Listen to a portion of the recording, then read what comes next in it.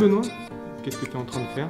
Je suis en train d'essayer de faire le compte-rendu de l'atelier d'hier après-midi au R2D2 à Angers là. Et c'est un peu galère parce que ça touche au plan vert et c'est pas toujours simple.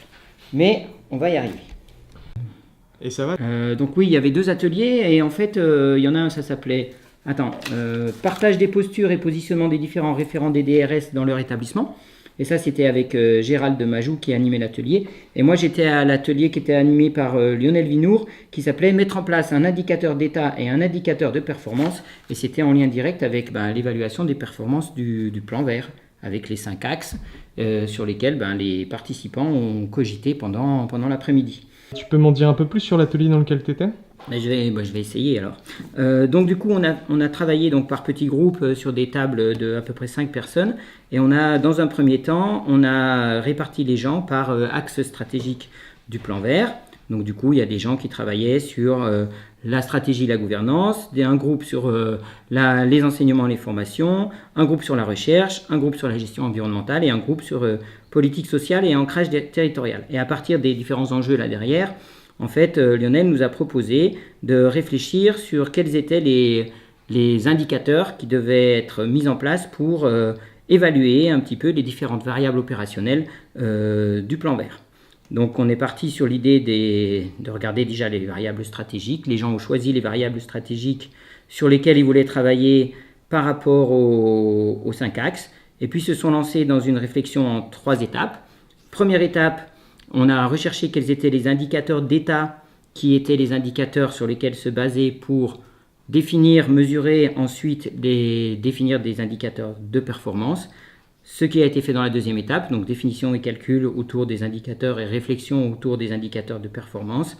Et puis après, troisième étape, on a réfléchi sur quelles étaient les limites de ces indicateurs de performance en essayant de discuter sur des indicateurs qui étaient jugés par tout le monde très pertinents ou des indicateurs à problème liés au fait que ces indicateurs pouvaient être difficiles à mettre en œuvre dans des organismes, dans des établissements plutôt que d'autres.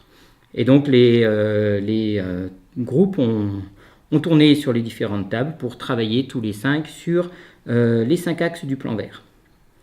Alors concernant le travail sur les indicateurs, la première étape c'était de parler d'indicateurs d'état, ce qui revient à se poser la question de quelles sont les données sources sur lesquelles on va s'appuyer pour évaluer les performances de l'établissement, relativement à toujours une variable opérationnelle ou une variable stratégique. Donc ces données sources, c'est des indicateurs d'état, donc dans quel état est l'établissement par rapport à des consommations, par rapport à des effectifs ou des choses comme ça.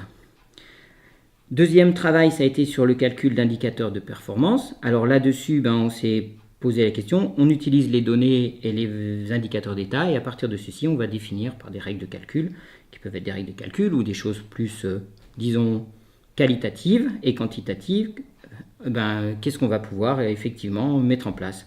Et on a discuté déjà de ce qu'on attendait d'un indicateur, on s'est dit qu'il devait être SMART, c'est-à-dire spécifique, mesurable, acceptable et ambitieux, parce qu'on fait un peu de responsabilité sociétale et on veut aller un peu plus loin, réaliste et temporellement défini.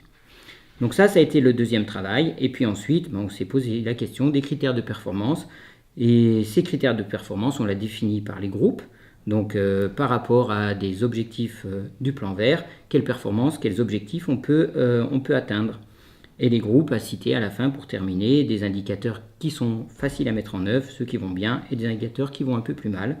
Et ceci pour chacune des 5 variables qu'ils avaient choisies parmi les 5 axes du plan vert. Donc ça a permis au final à tout le monde de voir que construire des indicateurs c'était compliqué, que c'était quelque chose qui devait être fait en groupe et que ces indicateurs doivent être co-construits, liés à des objectifs qui sont des objectifs affichés, partagés et réalistes et qui évidemment s'appuieront à terme sur un plan d'action pour la mise en œuvre dans les établissements des actions qui permettent d'améliorer les résultats relativement à ces indicateurs. Donc ces indicateurs, ils doivent être évidemment fiabilisés dans les établissements, testés, et ils ne sont pas imposés par l'un ou par l'autre, ils sont juste des indicateurs qui doivent être la propriété, la construction des différents établissements. Voilà. Et en conclusion, on a aussi appuyé le fait que ces indicateurs, ils doivent être compatibles avec ce qui existe dans les établissements.